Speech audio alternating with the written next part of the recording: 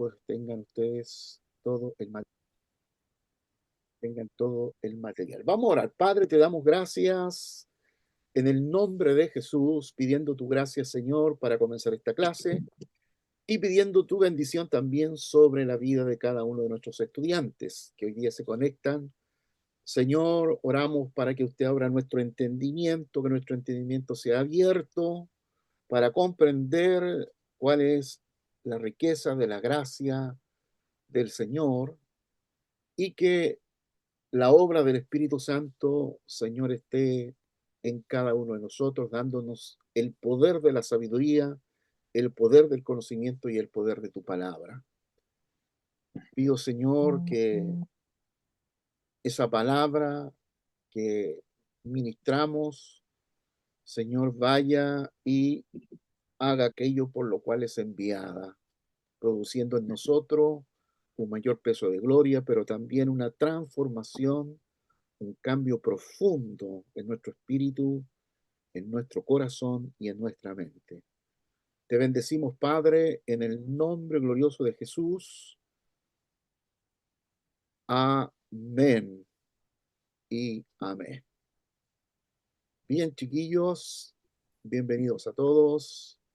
Vamos a dar paso a la clase y, como decía yo en un principio, estamos comenzando con el, el tercer semestre, la primera clase del tercer semestre, que va a ser un poquito más precisa, de una hora por lo menos, para poner el fundamento de lo que vamos a conversar el tercer semestre, que son 10 clases para explicar lo que hoy día vamos a hablar.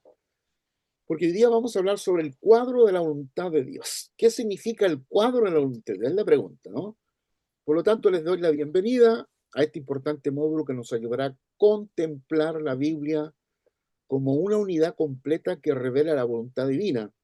Y esto ya es una expresión significativa, porque en general tenemos una visión parcial de las Escrituras, una visión parcial por el solo hecho de que aprendimos un sistema de estudios de la Biblia, eh, libro por libro, y generalmente ese libro está totalmente desconectado de otro libro, no entendiendo que la Biblia es una unidad completa, ¿no? Completa. Y que teniendo una mirada completa, panorámica de la Biblia, estamos entendiendo en profundidad toda la voluntad de Dios. Y ese es el objetivo. El objetivo es desarrollar la capacidad de ver las Escrituras como un cuadro, donde todas las partes forman un todo coherente. O sea, la idea de este semestre es que toda la Biblia, la creación, los pactos, los sacrificios, luego todo el área de los reyes, el área de los profetas, el evangelio sinóptico, el testimonio apostólico, se vuelva un solo cuadro. O sea, que cuando miramos ese cuadro, estamos mirando toda la Biblia. Es como yo les decía en las clases anteriores, que el capítulo 3 del libro del Génesis es la puerta a la Biblia. ¿Por qué es la puerta? Porque allí encontramos a los tres seres espirituales, encontramos a Dios, encontramos a Satanás, la serpiente, y encontramos al hombre. Y esos tres seres espirituales los vamos a encontrar en toda la Biblia. Por lo tanto, entender el capítulo 3 es vital para entender la Biblia en la totalidad. Así que a lo largo de estas sesiones, 10 de ellas, exploraremos las tres justicias o prioridades fundamentales de la voluntad de Dios encontradas en la Biblia. La primera herencia o la primera voluntad es la herencia del Hijo. Gran teología, ¿no? La teología de la herencia. Importante teología que mi pastor, el pastor coreano, desarrolló a través de 250 libros para explicar la teología de la herencia. Así que imagínense, es un mundo de estudio, de profundización de esta teología, la teología de la herencia. Luego vamos a mirar la destrucción del diablo, o sea, el juicio de Satanás. El Hijo viene del seno del Padre para juzgar, como la segunda herencia o segunda prioridad. Y la tercera prioridad que en general las teologías tradicionales la ponen como la primera, la salvación de la humanidad o la salvación del Adán del huerto, del primer Adán, que va a ser salvado por el segundo Adán, espíritu vivificante. Ahí están las tres citas bíblicas donde se va a basar fundamentalmente todo el estudio. Así que la invitación es a participar con entusiasmo, aprovechando cada clase y pidiendo al Señor crecer en su conocimiento. Así que le damos para adelante nomás. Ahora, ¿qué es el cuadro de la voluntad de Dios? Es la pregunta de la investigación, ¿no? Como una tesis que comienza con una pregunta de investigación. Entonces, la tesis, con todo el marco teórico, va a responder la pregunta para ver si la hipótesis establecida es comprobable o no es comprobable. Ahora, el cuadro de la voluntad de Dios es la pregunta de esta investigación y la hipótesis es: el Hijo de Dios ha venido del seno del Padre a cumplir su primera voluntad, que es recibir su herencia. La segunda es traer juicio a Satanás. Y en tercer lugar, la salvación del hombre. Bueno, cuando tenemos una visión general, una perspectiva completa de la voluntad divina, concebida y planeada por Dios, autoexistente antes de la eternidad. Recuérdense que esta planificación es desde antes de la creación, o sea, antes que existiera cualquier ser espiritual, y en esto me refiero a los ángeles, antes que los ángeles fueran creados en el cielo, en el tercer cielo, cielo creado para los ángeles, antes que ocurriera cualquier movimiento creativo, antes que se dijera sea la luz, etcétera, etcétera, estaba el plan establecido por el Dios autoexistente. Cuando decimos Dios autoexistente, estamos diciendo el Dios único, ¿no? Dios único, que significa que no necesita nada para existir, sino que tiene la capacidad de existir por sí mismo. Ahora, el cumplimiento, esta voluntad fue cumplida por el Hijo a través del Espíritu Santo, formando un plan divino perfecto. ¿Y por qué hago el énfasis en lo perfecto? Porque la caída de Adán en Edén da la impresión, y hay algunas teologías así, de que el plan perfecto de Dios fue arruinado por Adán. Bueno, vamos a mostrarle que no es así, ¿no? Que todo esto está desde antes de la fundación del mundo ya establecido. Y una de las clases anteriores que hablamos sobre el árbol de la ciencia del bien y el mal, nos recordamos que el árbol de la ciencia del bien y el mal nos muestra que está mostrando que la venida del Hijo era por la venida a dar la muerte y la resurrección. O sea, que ese árbol de la ciencia del bien no es un árbol de moralidad, de ética, como comúnmente lo ve la teología tradicional, de pensar que quebrantaron cuestiones éticas y no que se quebrantó el mandamiento espiritual, porque ya hemos dicho que los machos y hembras que se multiplicaron en la tierra, se les dio mandamientos culturales: subyugar, fructificar, multiplicar, son mandamientos culturales, pero al hombre espiritual, al Adán, se le dio mandamiento espiritual: no podrás comer de todos los árboles, menos de este, de la ciencia del bien y el mal. Por lo tanto, el cuadro de la voluntad de Dios nos permite contemplar el plan divino como una estructura coherente y unificada. Y esta es la visión que tenemos que tener para no tener una visión segregada de toda la Biblia, no tener una visión parcial en pequeños cuadros, en estos 66 cuadros, sino que estos 66 cuadros, que son los 66 libros, se constituyan en un solo grande, general, donde todos nosotros podamos ver toda la voluntad de Dios, de principio a fin. ¿no? De principio a fin. Por lo tanto, esta visión nos ayuda a comprender cómo cada parte de la Escritura encaja perfectamente en el propósito eterno de Dios, revelando su sabiduría infinita. Así que miremos el fundamento bíblico del cuadro. Primero, Filipenses capítulo 12 y el 9, que todos ustedes ya conocen, que revela la humillación y exaltación del Hijo, mostrando la primera prioridad, o sea, su... Hola, hola. Ahí tenemos Hebreos capítulo 1, verso 1 al 4, adelante. ¿Ah?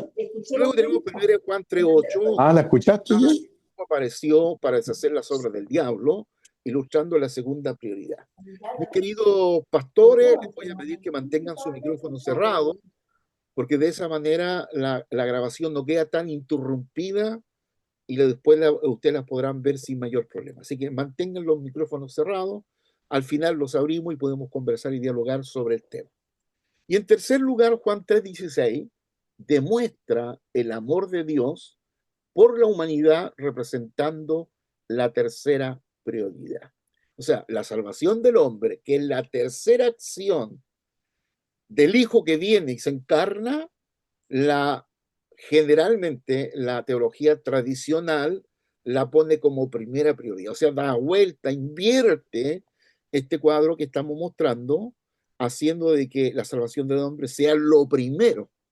Y no hay que olvidarse el texto de Colosenses 1:15 que dice que todo fue hecho por Él, para Él y por medio de Él. O sea, todo fue hecho por el Hijo y no por el hombre. Me gusta esa canción que dice, todo tiene que ver con Jesús, nada tiene que ver con nosotros. Bueno, estos pasajes bíblicos, que son fundamentos, fundamentales, nos proporcionan la base escritural para comprender las tres prioridades de la voluntad de Dios.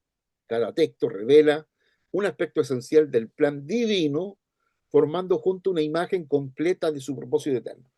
En el mundo de la teología se dice que cuando hay dos pasajes que hablan un tema, uno ya puede hacer teología. Bueno, aquí tenemos tres pasajes fundamentales, pero hay muchos más que los vamos a ir mirando a medida que vamos entrando en la clase.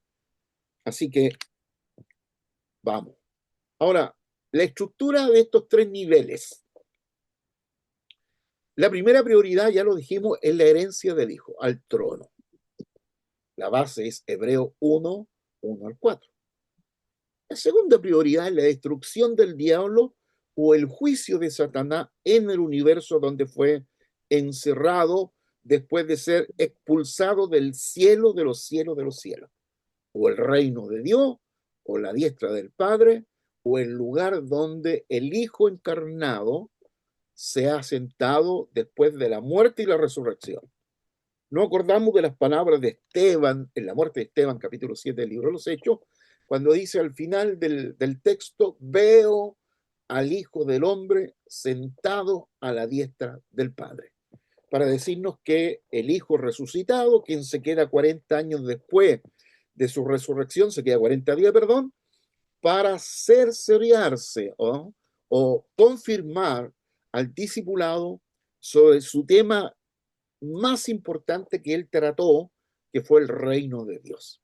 Y de hecho el libro de los Hechos capítulo 1, verso 1 al 4, lo dice, que el Señor les recordó y les habló recordándole acerca del reino de Dios como su tema dominante en este proceso del Hijo de Dios. Ahora, el cuadro de la voluntad de Dios se estructura en tres niveles prioritarios que revelan el plan completo de Dios.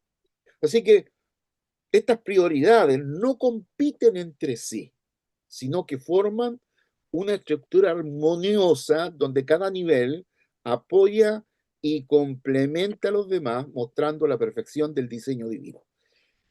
Aquí para aquellos que estudian teología hay una, yo diría una ventana para ordenar todo lo que uno sabe, porque en general el que estudia teología, y yo como profesor de teología, sé que la mayor parte de toda la teología está en el tercer espacio, o sea, la tercera prioridad y la segunda. Y generalmente la teología no toca la primera prioridad.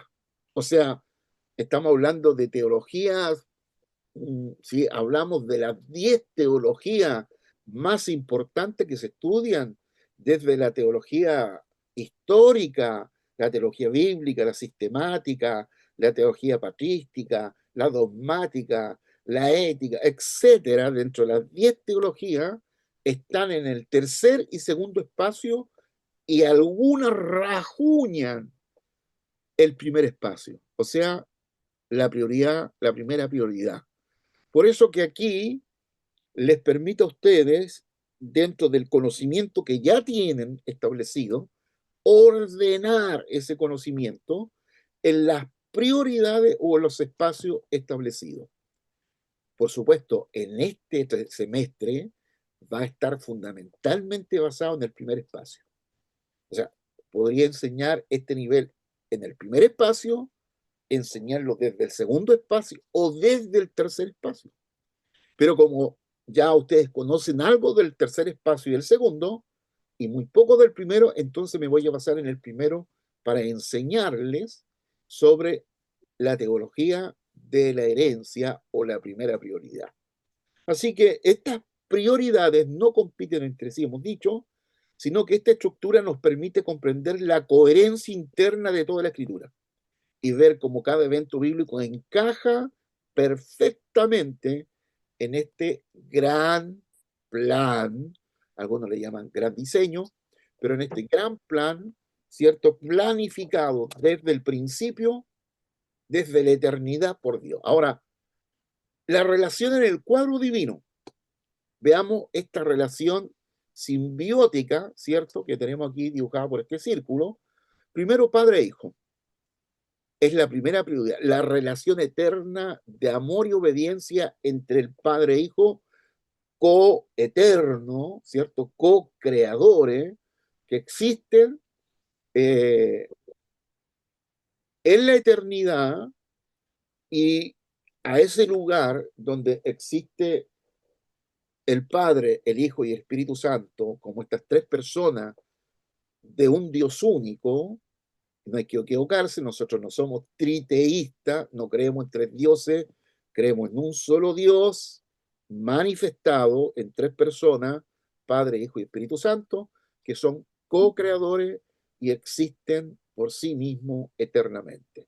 Así que esta relación eterna del primer espacio, de la primera prioridad, ocurre todo aquí en la eternidad.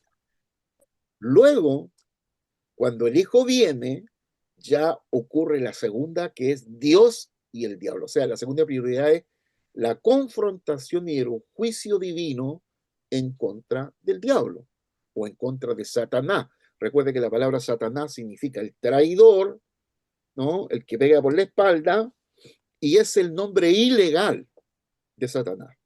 El nombre legal del Satanás, del Satán, como dice el judaísmo, es el diablo. Y la palabra diablo del griego usa el prefijo di, que significa dividir. Por lo tanto, el diablo es el que divide. ¿Divide de qué? Divide de la relación de Dios con nosotros y de la relación mía y con los hermanos. O sea, el diablo es un divisor. Esa es la función que cumple, dividir. Recuérdense esa expresión, divide para gobernar, divide para reinar, es lo que hace Satanás. Y en tercer lugar, Dios y la humanidad, la tercera prioridad, redención y restauración. Ahora, estas tres relaciones fundamentales constituyen la esencia del cuadro de la voluntad de Dios. Cada una presenta un aspecto crucial del plan divino y todas se cumplen en el Hijo. Así que la primera relación que existe desde la eternidad, mientras que las otras dos surgieron con la creación. Sin embargo, las tres forman parte del mismo plan perfecto concebido por Dios desde antes de la fundación del mundo, y bien lo expresa el apóstol Pablo en el capítulo 1 de Efesios, esos 14 versos después del verso 3, el verso 4 y siguiente, para explicarnos, ¿cierto?, esos 10 beneficios, 10 elementos que tenemos en nuestra identidad como creyente, ¿cierto? Según la voluntad de Dios desde antes de la fundación del mundo. Ahora, estudiémoslas separándola una de la otra para tener este entendimiento un poquito mejor, más ordenado. Bueno, la primera prioridad es la herencia del hijo. Y esta herencia, y hablamos de la relación eterna, el vínculo de amor y obediencia entre el padre y el hijo, establecido antes de la creación. Recuérdense, antes de la creación es Juan 1.1. Recuérdense Juan 1.1, en Argejo Logos, en el principio era el verbo, o digámoslo en hebreo, en el principio era la dabar, la palabra, ¿cierto? La palabra que viene a la existencia, esta palabra se encarna.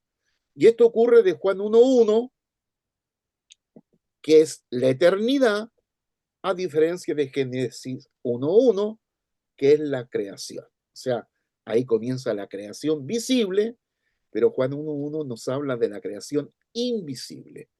Antes de que fuera creado cualquier ángel, cualquier querubín, que fuera creado cualquier ser espiritual, solo estaba en un vínculo eterno de amor el Padre, el Hijo y el Espíritu Santo. Así que luego esa herencia celestial, el Padre crea el tercer cielo y lo crea como herencia para su Hijo. O sea, primero está ocurriendo esto sin que haya un ángel, sin que haya un ser humano y sin que se haya producido ni un pecado todavía. O sea, todavía no había pecado, no había jamartía, ¿no? No había la ra, en la palabra hebrea que significa malo, ¿no? Maldad. El árbol de la ciencia del bien y el mal. Bien es top, ¿cierto? Ex top, o sea, árbol bueno, y ex ra, árbol malo. Así que el Padre crea el tercer cielo. Antes de cualquier cosa, Dios crea el tercer cielo, o el cielo creado, o la diestra del Padre, o el lugar más amado del Padre. Bueno, este lugar especial, amado por el Padre, que crea para su Hijo, es un lugar que recibe por lo menos 7 u 8 nombres en todo el Nuevo Testamento. Aquí no es el paraíso, no es el seno de Abraham. Todavía esto no acontece, no ocurre, sino que es el lugar más amado de Dios Padre que crea para su Hijo. ¿Ah? Es creado para su Hijo. Ahora, el Hijo decide humillarse ante el Padre declarando que el Padre es mayor. O sea, fíjese lo que acontece. El Padre que está en el seno, Juan 1.17, dice que el Hijo vino del seno del Padre. El seno del Padre es el lugar de existencia de Dios. Antes que todo fuera creado, solo Dios existía eternamente, y ya hemos dicho que eterno es una palabra teológica para hablar que Dios no está sujeto a tiempo y espacio, pero Dios es más eterno que la eternidad, por supuesto. Lo que en el hebreo se usa la expresión Elohim Olam para decir Dios eterno, pero eterno más allá de lo eterno.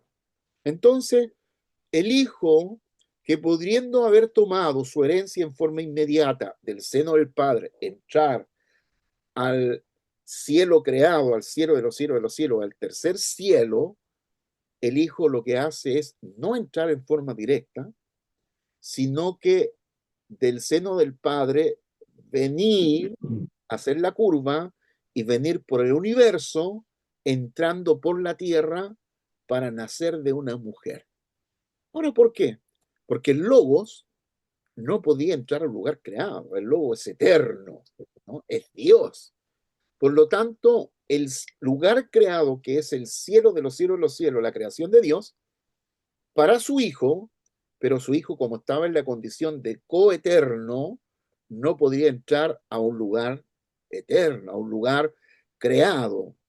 Y ya creado es un lugar limitado. Entonces, lo que hace el Hijo para entrar a ese lugar, ascender a ese lugar, desciende primero. desciende, y cuando desciende se humilla, absolutamente. Por eso cuando el texto dice de Filipenses capítulo 2, versos 6 al 9, y dice que el Hijo se humilló tomando la forma de siervo, hecho semejante a los hombres, entonces el Señor baja, yo diría, dos niveles. Primero baja el nivel de siervo. ¿Y quién eran los siervos? Siervos eran los ángeles creados que fueron dejados acá en el cielo de los cielos.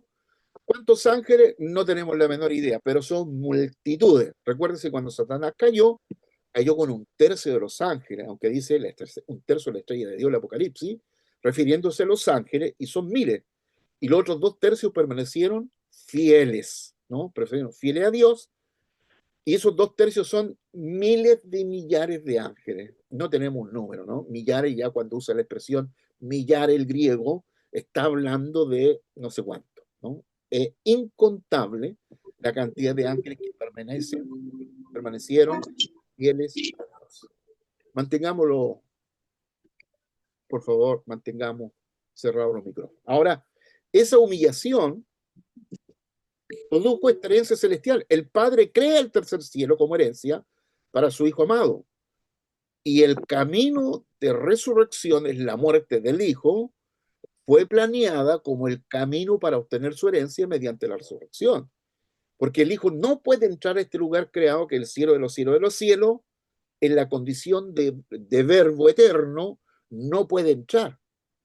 Y por eso tampoco puede entrar al universo y a la tierra si no se encarna. Se imagina que el Hijo hubiese venido como verbo total, eterno, y entra al universo, lo revienta, porque el universo no tiene la capacidad de contener a Dios.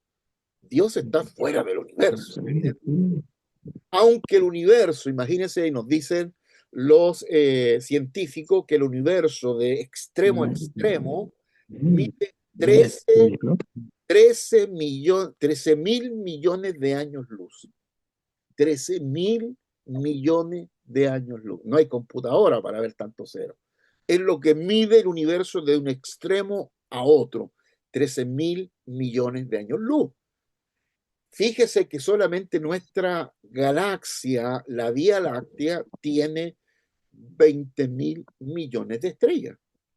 Y el universo tiene 20 mil millones de galaxias.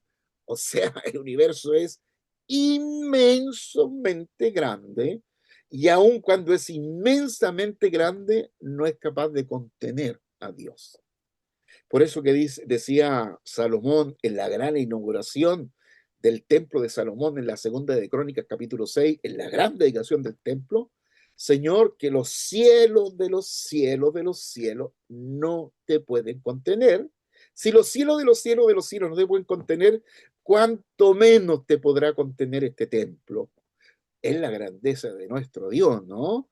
Cuando uno tiene esta mirada gloriosa, grande de Dios, no hay ningún problema que se haga grande, seamos honestos. Los problemas a veces se hacen grandes, interminables, difícil de vencer, porque tenemos una visión de un Dios harto chiquitito, pues, de un Dios pequeño. Pero cuando vemos a Dios en esta dimensión, no hay ni un problema, ni una escasez, ni una situación que se haga mayor que aquello. Así que la primera prioridad se centra en la relación eterna entre Dios y el Hijo, entre el Padre y el Hijo. Una relación en la que no participan seres creados. O sea, no participan los ángeles, menos el ser humano, porque el ser humano todavía faltan multitud de tiempo para ser creado. Ahora, el Padre ha declarado repetidamente su amor al Hijo, llamándole Hijo amado. Mateo 3:17, ¿se recuerdan cuando es bautizado Jesús? Dice, este es mi Hijo amado. Y fíjese que no le dice a nadie más aquello. No se lo dijo a Pablo, no se lo dijo a Abraham, que era su gran amigo, no se lo dijo a Moisés, su gran legislador, no se lo dijo a ni un profeta, no se lo dijo a David, a quien amó, no se lo dijo a nadie, solo se lo dijo a su hijo. Este es mi hijo amado. O sea, el Padre ha individualizado a quien él ama, ¿no? Por eso el texto de Colosenses 1:15 dice, todo fue hecho por Él, para Él y por medio de Él. Todo lo que el Padre ha hecho, lo ha hecho por su Hijo. Aquí el importante, el trascendente, el clave, el eje central de todo y el eje central de toda la teología es el Hijo de Dios.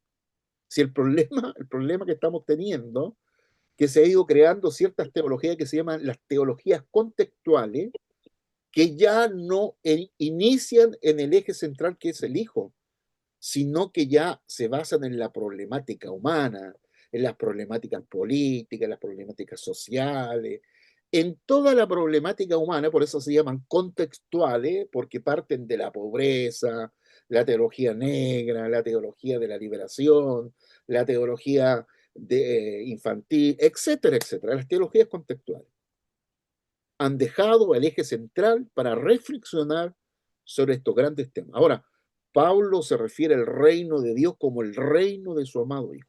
Así que ya entendemos que el amor que el Padre tiene lo ha individualizado en su Hijo.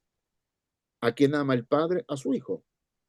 Por eso hay que reinterpretar el capítulo 3:16 de Juan, cuando dice, de tal manera amó Dios al mundo. No está individualizando el amor del Padre. Mundo es el concepto del griego cosmo, que involucra a una gran cantidad, una masa, pero no individualiza a nadie. Por lo tanto, evidentemente que el creador ama lo creado, lo que él creó. Él creó, ¿cierto?, al Adán, creó a Java, que es como debemos decir de Eva, el original es Java, creó a Adán y de Adán sacó a Java, a su ayuda idónea, y de ahí, bueno, se creó la raza humana hasta el día de hoy. Dios ama su creación, sin duda, pero individualiza a quien ama es a su Hijo. Así que Filipenses capítulo 2, versos 6 al 9, que la base de la primera prioridad dice, el cual siendo en forma de Dios. Recuérdense que en una clase hablamos sobre la forma de Dios, solo Dios tiene forma. Todo lo demás son figuras o imágenes, ¿no? Dios tiene forma. No estimó ser igual a Dios como cosa que aferrarse, se está refiriendo al Hijo, sino que se despojó a sí mismo tomando forma de siervo, primer nivel.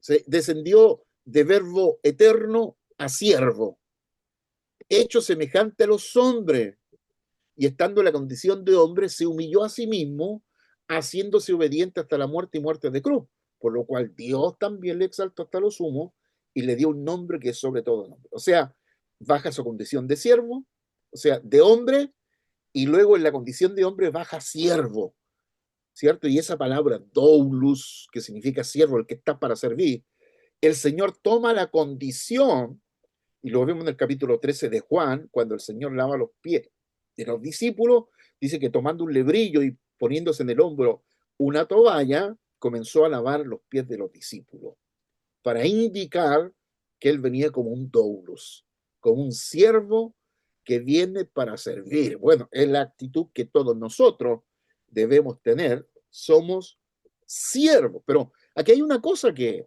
importante, el hijo no era siervo, porque el hijo era el verbo, ¿no? El hijo no era siervo, pero se hizo siervo.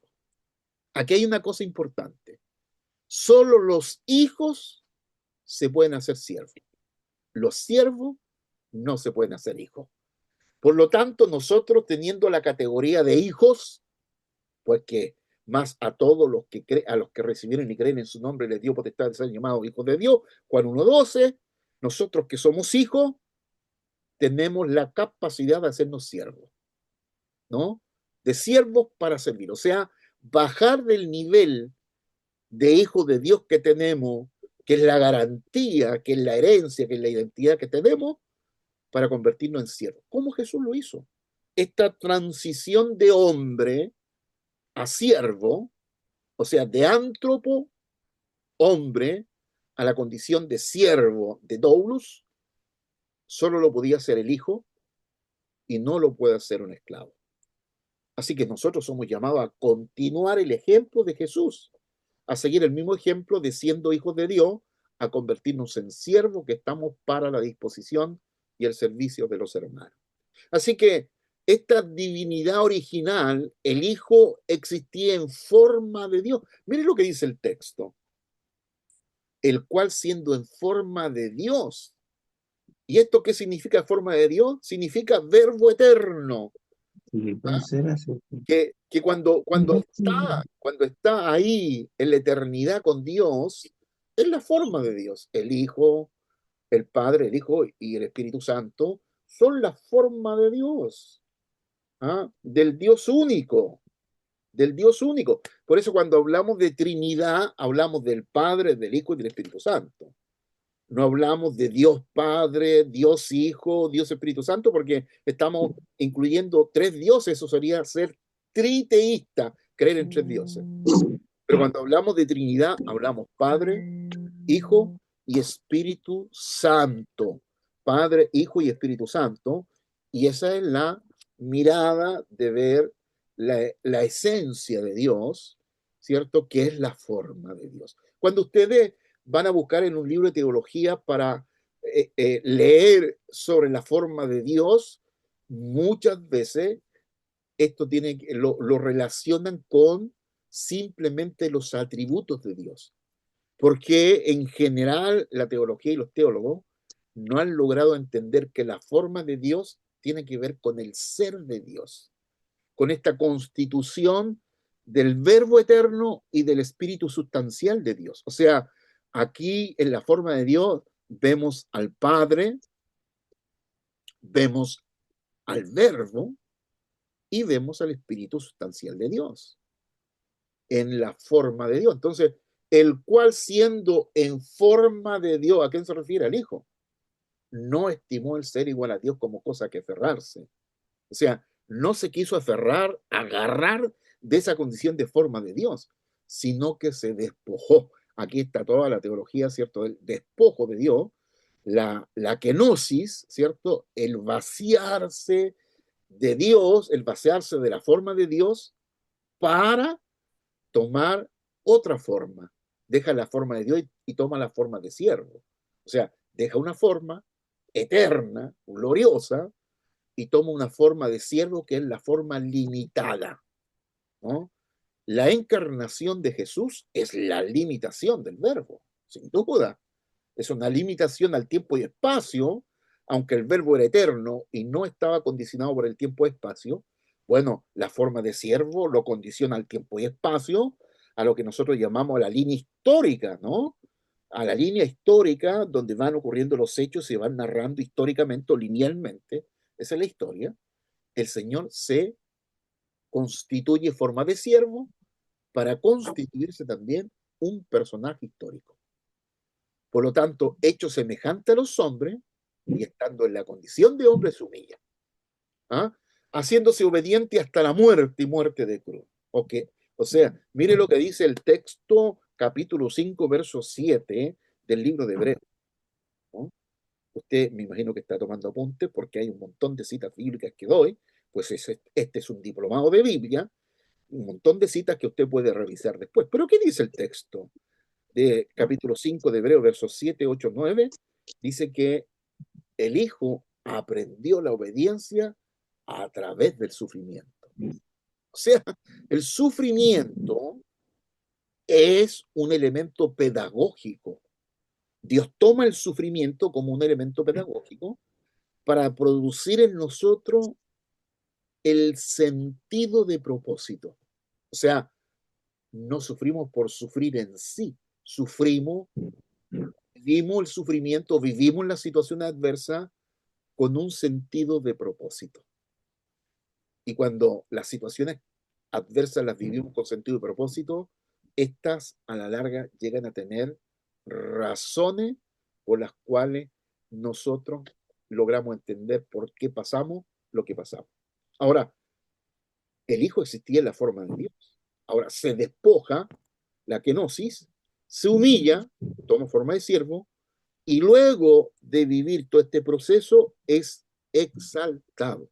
Dios lo exalta y le dio un nombre que es sobre todo nombre. Recuérdense que yo le explicaba en una clase anterior por qué dice le dio un nombre sobre todo nombre. ¿Ah? Bueno, ¿qué nombre le dio el Padre? Bueno, Mateo 1:21, el nombre es Jesús, ¿cierto? El nombre es Jesús. El Padre le dio el nombre de Jesús. Ahora, Juan 17:11 y 12, y dice Jesús orando en la gran oración del sacerdocio, sacerdotal, dice, Padre, el nombre que tú me has dado es el nombre que tú tenías. O sea, Padre, el nombre que tú me has dado. ¿Qué nombre le dio? Jesús. Es el nombre que tú tenías. ¿Cuál es el nombre del Padre? Jesús. Y luego dice, en ese nombre, en el nombre que tú me has dado, yo les he dado el Espíritu Santo. Imagínense. O sea, el nombre que ha recibido después de la exaltación, después de la muerte y la resurrección, Jesús recibe la exaltación. Es exaltado hasta, ¿cierto?, el cielo de los cielos de los cielos. O sea, ese cielo creado especialmente para el Hijo, guardado en todo el primer pacto, guardado por los ángeles, hasta que el Hijo ascendiera. Y por eso este va a decir, veo al Hijo de Dios sentado. Bueno, los ángeles ya cumplieron la función, sobre todo el ángel especial, que era el ángel de Jehová, cumplió su función de guardar el trono hasta que el Hijo ascendiera. Por eso que cuando Satanás se revela, no se revela a Dios directamente, porque una criatura no se revela al Creador, sino que se reveló a los ángeles que guardaban el trono, viendo una posibilidad, como los otros también eran ángeles, viendo la posibilidad de que él podía lograr, como dice el texto capítulo 12 de el libro de Isaías y el capítulo 28 de Ezequiel, hablando sobre Satanás y su caída, que él podía ascender a las estrellas de Dios, sentarse entre las estrellas de Dios que tienen que ver con los ángeles, para obtener el lugar de Dios. O sea, uno de los pecados que cometió Satanás, que le llamamos pecado satánico, es simplemente negar al Dios único. O sea, Dios es único, nadie puede lograr o ocupar o pretender el lugar del Dios único. Y esa rebelión le costó ser expulsado en una guerra, en un combate cósmico, le significó ser expulsado del cielo, como dice capítulo 12 de Apocalipsis, versos 7 al 9, y hubo una guerra en los cielos, y ya no se halló lugar para el dragón, la serpiente antigua que es Satanás, y fue expulsado de los cielos, y Dios lo encierra en las tinieblas, ¿no? En las tinieblas, en esa gran cárcel de las tinieblas, donde va a ser creado el universo y la tierra. Por lo tanto, imaginen ustedes, fuimos creados donde Satanás fue encerrado. Por eso, por eso el Señor le dice en el capítulo 3, cuando se tienta a Adán y Eva, que la simiente de la mujer le pegará en la cabeza a Satanás, lo va a juzgar para ser destruido, y la serpiente le pegará en el calcañar, o sea, en el talón. ¿Y qué significa el calcañar? El talón significa la cruz, ¿no? Significa la cruz, o sea, un daño insignificante para el eterno, ¿no? Para el Dios eterno. Entonces, este pasaje de Filipenses revela el proceso completo de la primera prioridad, la humillación voluntaria del Hijo y su posterior exaltación por el Padre. Este movimiento de descenso y ascenso constituye el núcleo del plan divino. Mire, esta primera prioridad, hablando de la herencia del Hijo, hace que nosotros entendamos que todo el plan de Dios estaba constituido antes, primero, antes que Satán se revelara en los cielos y antes que el hombre pecara en Edén, antes de ocurrir estos dos hechos, todo estaba planificado desde antes. Todo estaba planificado desde antes que ocurriera todo. Mantengamos, por favor, los micrófonos cerrados. Mantengamos los micrófonos Olá, bom Messi. Onde eu Delmas, encontrou de cierra imagem, tu micrófono, pessoal. Delmas. Cierra el micrófono para que podamos continuar. Bien, así que el ascenso y descenso es constituido este plan glorioso del Señor. Miremos ahora el amor del Padre por el Hijo, ¿no?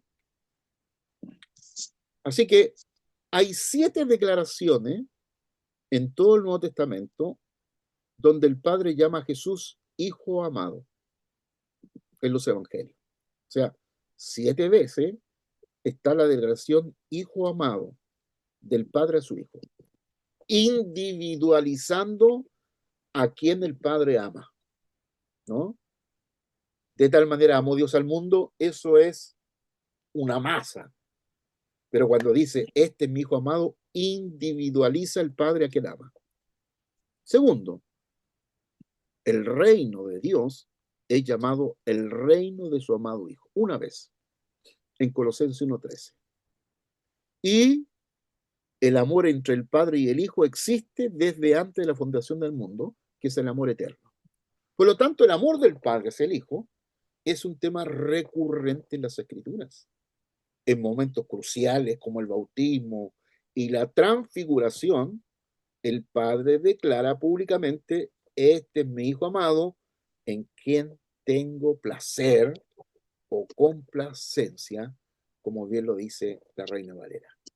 Así que, queridos, esta es la relación eterna, ¿no? Eterna en el seno del Padre, antes que todo fuera creado, antes que ocurriera Génesis 1:1, estaba Juan 1:1 en la eternidad, y fuera todo creado, el plan ya estaba establecido.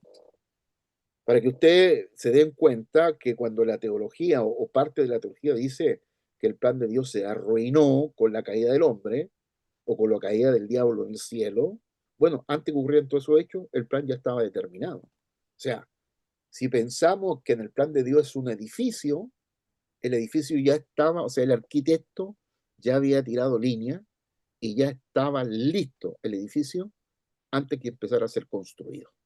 Eso para que nos quede con bastante claridad. Ahora, la obediencia del Hijo. O sea, el Hijo decidió someterse al Padre antes de la creación de todas las cosas. Como decía yo, la encarnación se despojó, la encarnación es una limitación. O sea, el Hijo se encarna, pero se limita, porque ya va a funcionar como un Hijo lleno del Espíritu Santo. No va a poder hacer uso de los elementos divinos que el Verbo tiene en coexistencia con el Padre. Aquí se despoja, no es que pierde. La palabra despojarse no es perder, sino que simplemente es dejar, yo lo diría, en un estado pasivo, toda la divinidad. Esa divinidad de la cual Pablo habla en capítulo 2, verso 9 de Colosense, cuando dice que en el Hijo está toda la divinidad del Padre, pero esa divinidad no podía operar por la sencilla razón de que si operaba toda esa divinidad, ¿cuál era la ganada para simplemente salvar al hombre, traer la redención al hombre, si lo hacía como Dios y no como hombre? Por eso, como hombre, va a tener que ser lleno del Espíritu Santo, y así ocurre en la gran tentación, cuando es movido por el Espíritu Santo. Recuérdense, no es el diablo que lo lleva al desierto, como uno escucha a algunos predicadores, sino que el Espíritu Santo dice que lo movió al desierto, y allí 40 días de tentación, superó la prueba, y eso ocurre con todos nosotros, los que comenzamos un ministerio. En nuestro inicio de ministerio hay que enfrentar al diablo para que no nos persiga todo el ministerio. Y dice que después de enfrentar al diablo se apartó por un tiempo. O sea, nos está indicando que cuando se comienzan los ministerios hay que tener esta lucha, hay que ser lleno del Espíritu Santo, porque el texto dice que, y volviendo lleno del Espíritu Santo, Jesús comenzó su ministerio. No lo comenzó antes, primero, de juzgar al diablo, y segundo, de ser lleno del Espíritu Santo. Porque sería fatal que alguien no lleno del Espíritu Santo o no teniendo el Espíritu Santo comience un ministerio. Sería fatal para esa persona porque ya tenemos el modelo de cómo es.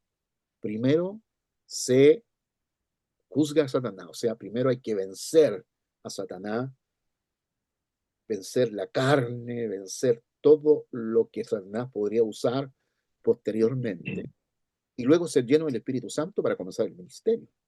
Recuérdense lo que dice el capítulo 16 de Juan, cuando el Señor Jesús dice, y el príncipe de este mundo viene, y él no tiene nada en mí.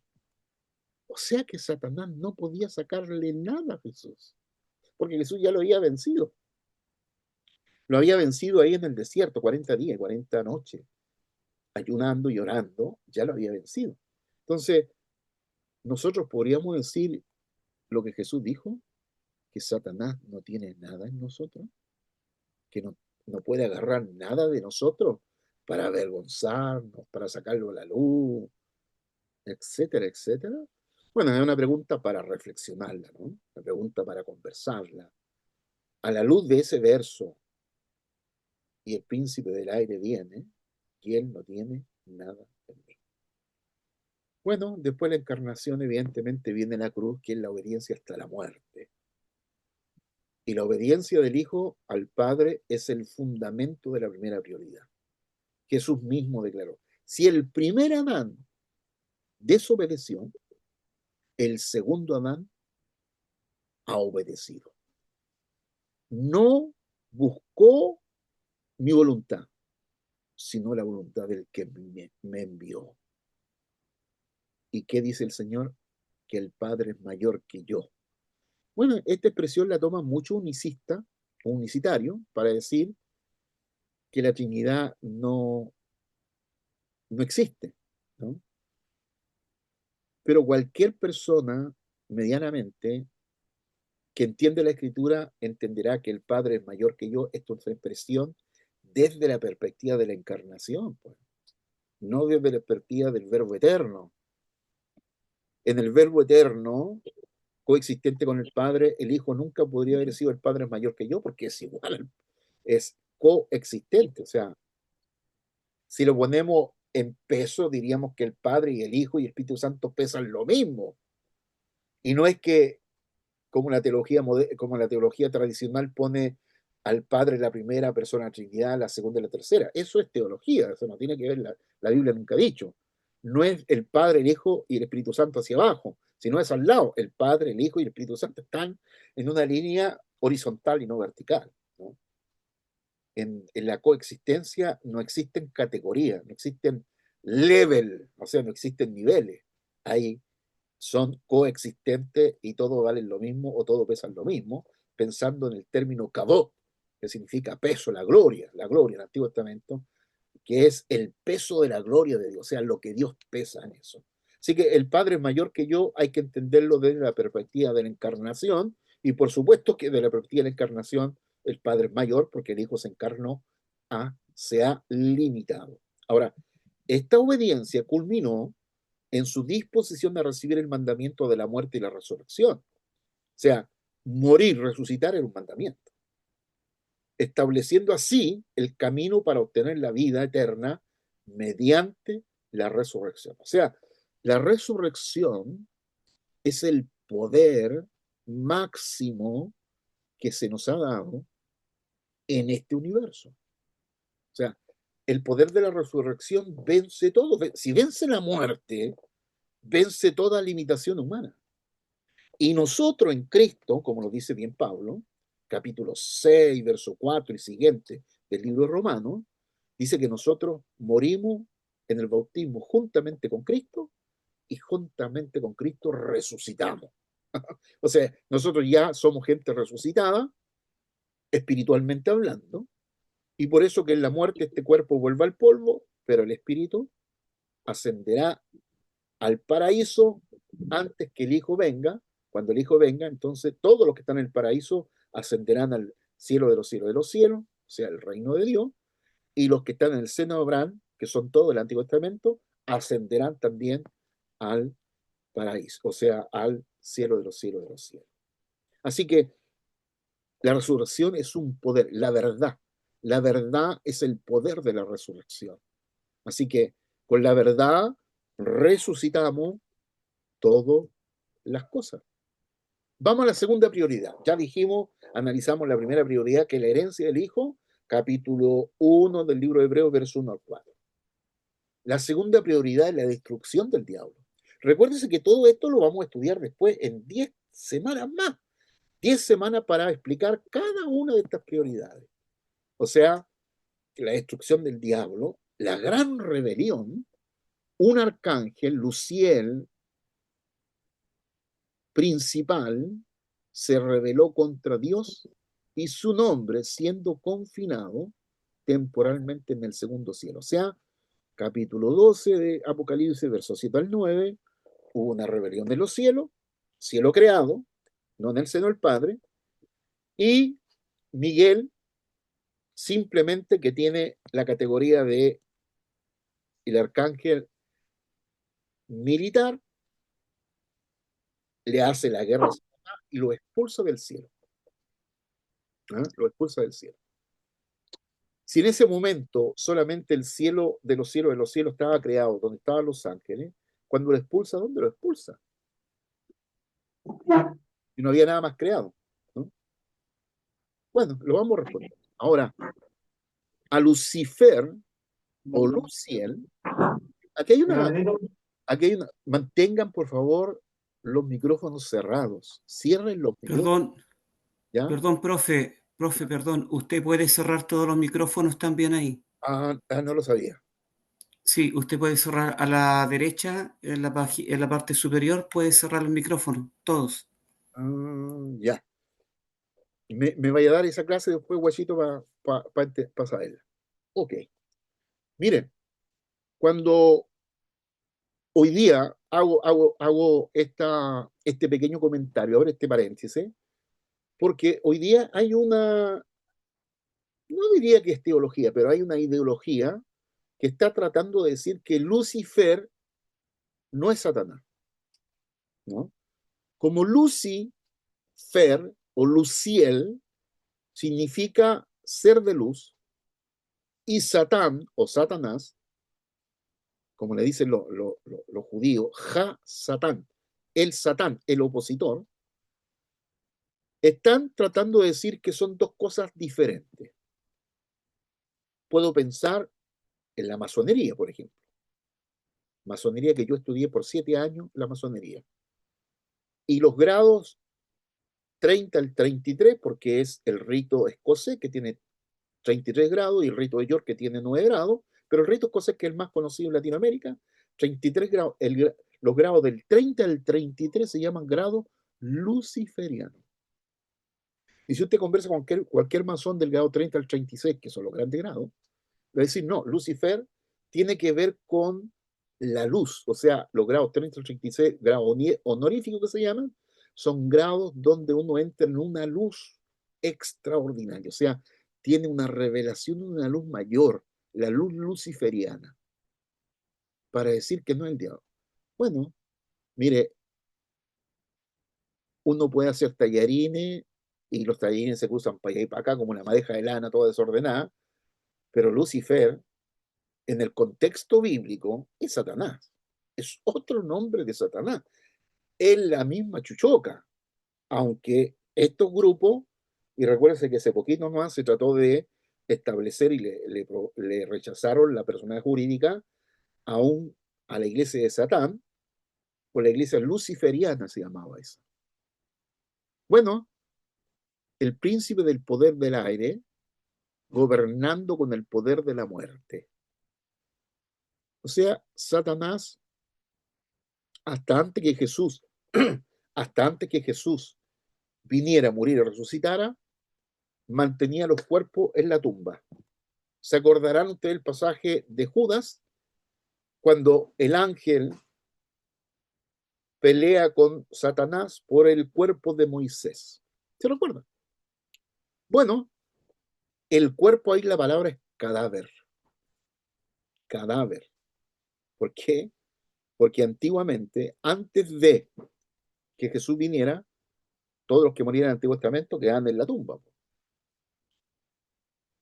Hasta que Jesús vino y les predicó a los espíritus encarcelados, ¿se recuerdan? Del tiempo de Noé, segunda de Pedro, y los liberó y subieron al seno de Abraham. No entraron al paraíso porque el paraíso entran los que mueren después de Cristo. Pero antes era el seno de Abraham. ¿Se recuerda la gran parábola del rico y Lázaro, no? El Lázaro estaba en el seno de Abraham y de ahí el rico le decía, manda a alguien, manda a Lázaro, etcétera, etcétera. Bueno, la victoria y la resurrección de Jesús venció la autoridad de la muerte y juzgó definitivamente al ángel rebelde. O sea, el que tenía el imperio, la llave del imperio y la muerte, se le quitaron la llave. Por eso ahora ni un cuerpo, estoy hablando cuerpos espirituales, no cuerpo físico, porque el cuerpo físico vuelve a la tierra y se muere, se pulveriza otra vez, vuelve a la tierra, sino que el cuerpo espiritual, porque nosotros somos cuerpo carnal, tenemos carne, y esta carne es la posibilidad de vivir, que el espíritu viva. Porque cuando esta carne se destruye, el espíritu ya no tiene lugar para vivir. Por eso el espíritu, si es el espíritu en Cristo, vuelve al paraíso, y si es un espíritu sin Cristo, entra al abismo. Así que después de la resurrección del Señor Jesucristo, simplemente los cuerpos ahora vuelven al polvo, pero el, el espíritu, del Hijo de Dios va al paraíso. Así que la segunda prioridad se centra en el conflicto entre Dios y el diablo. Esa es la segunda prioridad. Jesús ha venido a juzgar a Satanás. Cuando el Hijo decidió someterse al Padre, uno de los principales arcángeles se rebeló, desafiando la autoridad divina. Esta rebelión añadió una nueva dimensión del plan divino, la necesidad de juzgar y destruir las obras del adversario. Simplemente. Ahora, Primera de Juan 3:8, que es la base de la segunda prioridad, que dice, el que practica el pecado es del diablo. Porque el diablo peca desde el principio. Para esto apareció el Hijo de Dios, para deshacer las obras del diablo. ¿Para qué apareció el Hijo de Dios? Para deshacer las obras del diablo. Entonces, esta es la segunda prioridad o la segunda justicia. El diablo peca desde el principio. ¿Qué crees? ¿Qué principio? El diablo peca desde el principio. No habla del principio del Génesis 1:1, Berechí, Bará, Elohim, etc., sino que está hablando del principio del cielo creado, del cielo de los cielos, donde este querubín con los ángeles rebeldes fueron puestos allí en ese trono donde iba a ascender el Hijo a sentarse. Ahí, desde el principio, de ahí, Satanás tuvo la actitud de pecar. Sin duda, desde el principio. O sea, el diablo ha sido un rebelde desde el principio. Por lo tanto, el Hijo de Dios apareció en carne, encarnado, para poder juzgar a Satanás. Porque si mucha gente dice, bueno, si Dios tiene tanto poder, ¿por qué no juzga al diablo y lo destruye? Es la pregunta, ¿no? Si Dios tiene tanto poder, ¿por qué no destruye al diablo de una vez por todas para que se deje de las guerras, de la maldad, de la pobreza y de todas las culpas que le echamos al diablo? Bueno, simplemente porque Dios no puede hacerlo. No puede hacerlo no porque no tenga el poder, porque el poder le sobra para destruir al diablo. Es porque desde el momento que se crea todo el sistema del plan de Dios, queda en un marco jurídico. Hay un marco jurídico al cual Dios se ha obligado a respetar. Por eso que si se recuerda en la ley, si alguien pecaba, recibía justa retribución, o sea, lo apiedraban en forma inmediata. Cualquiera que se mandaba un condoro era violaba la ley, ¡pum!, lo mataban en forma inmediata. ¿Por qué eso no ocurre hoy día? ¿Por qué no ocurre hoy día? Porque hay un marco jurídico, hay un marco legal. Por lo tanto, como Satanás se rebeló y fue lanzado a las tinieblas de afuera, donde fue construido, creado el universo y la tierra, entonces el Señor, para juzgarlo, tiene que respetar el marco jurídico. Ahora, ¿cuál es el marco jurídico? Que tenía que encarnarse, venir por el universo, capítulo 44 de Ezequiel, el vestíbulo del universo, entrar por la tierra y nacer de mujer. Y todo hombre que nacía de mujer nacía bajo la ley. ¿Ah? Así que Satanás tenía que, como él se rebeló, no respetando la ley del cielo, donde estaban los mandamientos establecidos en el cielo, violó los mandamientos, así que por esos mismos mandamientos, por un marco jurídico, debía ser juzgado. ¿Y cuál era ese marco jurídico? Que el Hijo se encarnara, entrara por el universo, pasara por la tierra, naciera de mujer bajo la ley, porque todo hombre que nace de mujer nace bajo la ley, y desde ahí juzgarlo, muriendo en la cruz y resucitando. Este era el plan de Dios. Este es el árbol de la ciencia del bien y del mal. Tenía que Jesús cumplir porque había jurisprudencia. Tenía que cumplir al pie de la letra la ley para juzgar a Satanás. Por eso Dios no lo podía destruir así como así nomás. Había que cumplir. Por lo tanto, la destrucción de las obras del diablo son en la cruz. Recuérdense que en la cruz el Señor exhibió públicamente ese manojo de miles de hojas, ¿cierto?, que estaban en contra nuestra. Por eso este pasaje revela claramente el propósito de la manifestación del Hijo de Dios en relación con la segunda prioridad, deshacer las obras del diablo. La encarnación, muerte y resurrección de Cristo no solo cumplieron la primera prioridad, sino que también ejecutaron el juicio divino sobre el adversario. Sin duda. Yo no sé cuántos de ustedes han escuchado esta parte, o toda esta parte, pero esta parte, que Jesús debía cumplir el marco jurídico para salvar, en este caso, al hombre, al ántropo, y para juzgar al diablo. No podía hacerlo así como así nomás. Había que cumplir ese marco jurídico. Bueno, Lucifer o Luciel o Satanás o dragón o la serpiente antigua y todos los nombres que recibe, este arcángel principal se rebeló contra Dios. Cuando decimos contra Dios es que específicamente nosotros que somos pastores y líderes, digámoslo específicamente, se rebeló contra el ángel que contenía el nombre de Dios, el ángel de Jehová, que contenía el nombre de Dios, se rebeló contra él. O sea, indirectamente contra Dios, el Eterno, el creador de todas las cosas, creador también del querubín, sino que directamente se rebeló en contra del ángel, quien tenía la autoridad y la misión de guardar el trono hasta que el Hijo ascendiera. Ahora, desafiando ese orden divino establecido. Ahora, ¿cómo sabemos que Satanás cayó? ¿Por qué es echado del...? Porque violó la ley, pues. ¿Ah? Si no violaba la ley, no era expulsado del cielo. Ahora violó la ley. ¿Qué ley violó? ¿Qué ley violó? Bueno, violó los primeros 4 mandamientos del Éxodo 20, que son los 4 primeros mandamientos: no te harás imágenes, no tomarás el nombre del Señor en vano, ¿cierto? Respetarás el día del Señor. Los 4 mandamientos que llamamos mandamientos teocéntricos. Y después vienen los mandamientos, ¿cierto?, antropocéntricos, que tienen que ver con el ser humano y con el hombre. Respetará a tu padre y a tu madre, honrará a tu padre y a tu madre, no codiciará esto ni lo otro, no matará, no robará, etc. Tienen que ver entre nosotros, eso le llamamos mandamiento antropocéntrico. Los primeros 4 mandamientos teocéntrico.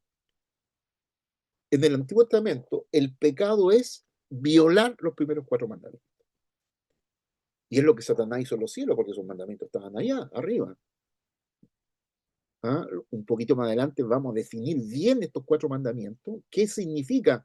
Primero, no respetar al Dios único. Segundo, divinizar la criatura. Satanás quiso ser Dios. Siendo una criatura, quiso ser Dios. Quiso divinizar. Y es el mismo pecado que le hace cometer a Eva cuando le dice, seréis como dioses. O sea, una criatura tratando de ser Dios es imposible.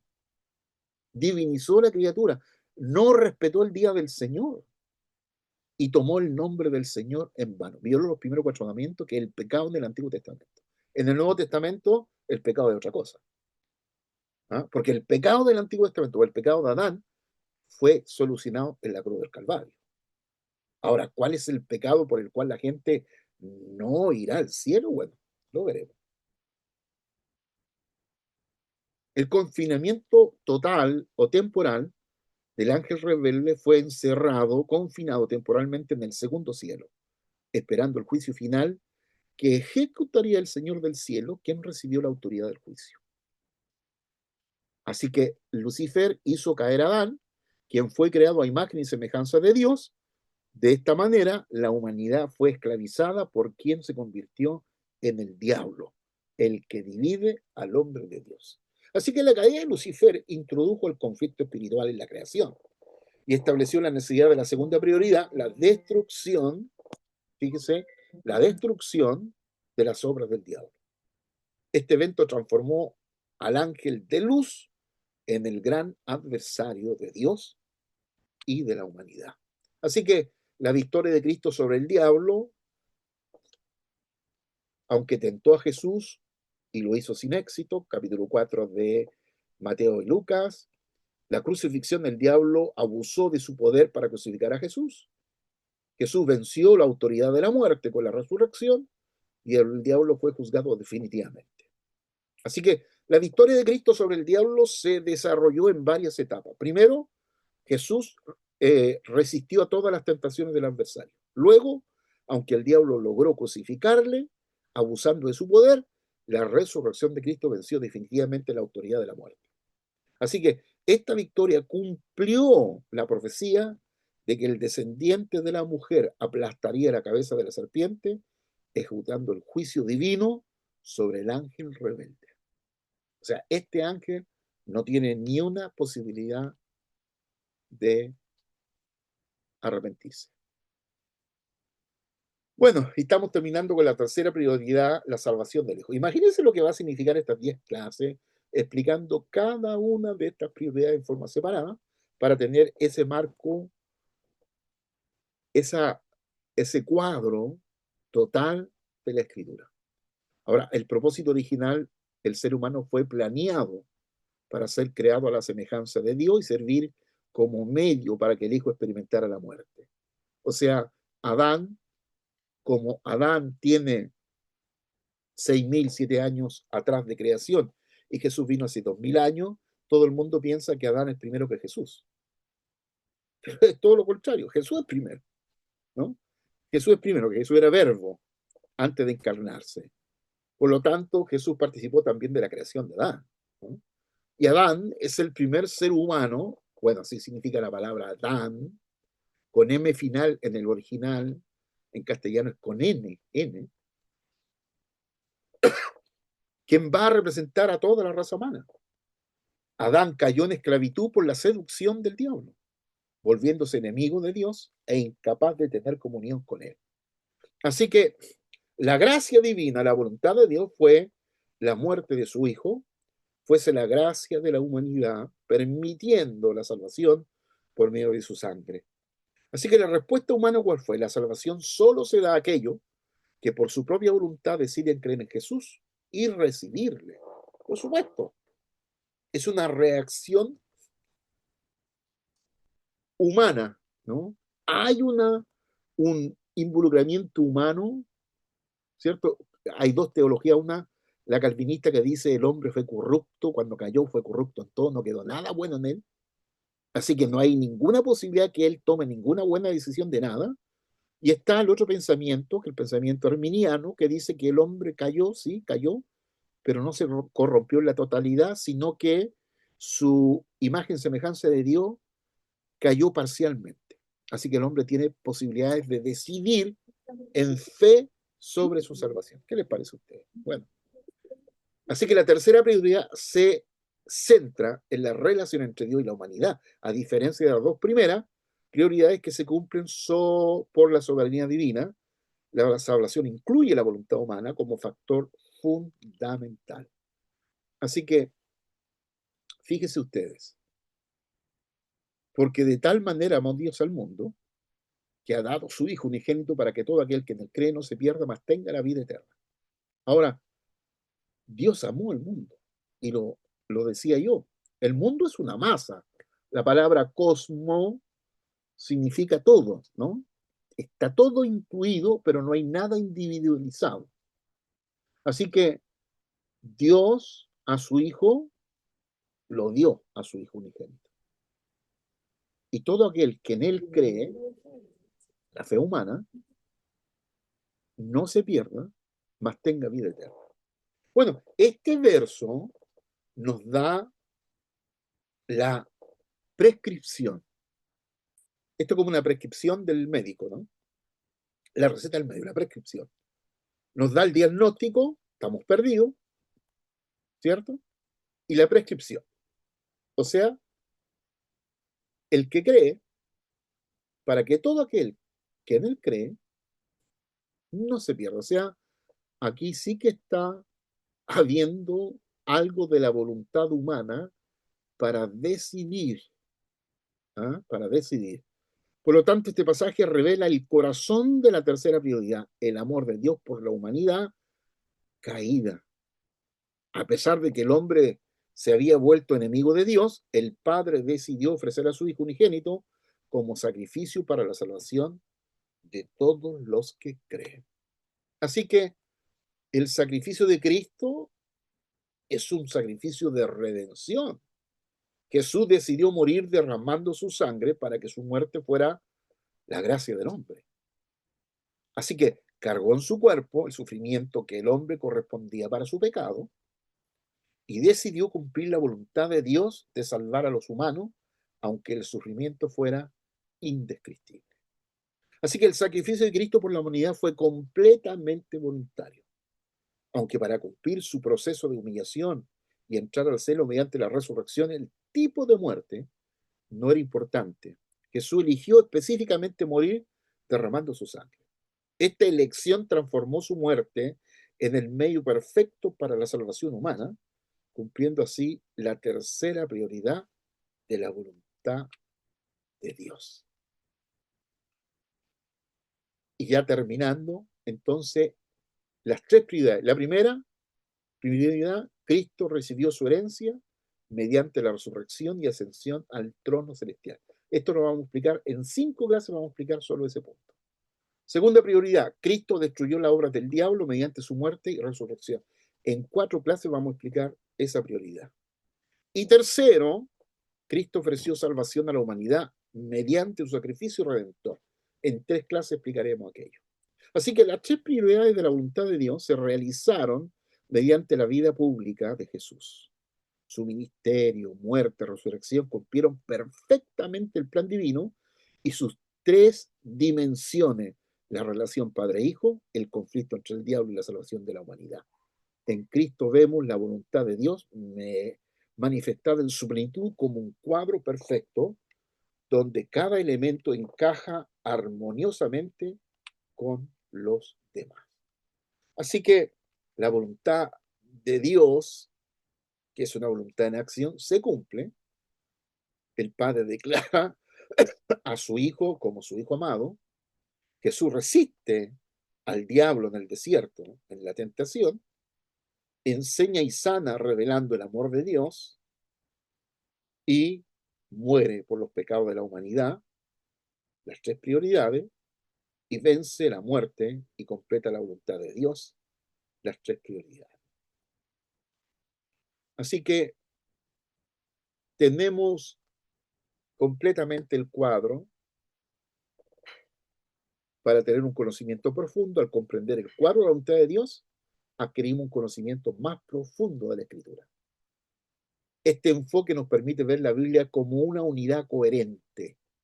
Antiguo y Nuevo Testamento se juntan al mismo tiempo para mirar el plan divino en desarrollo. Y nuestra fe se fortalece al contemplar la sabiduría y coherencia del plan divino. Así que, queridos hermanos, estamos terminando la clase para simplemente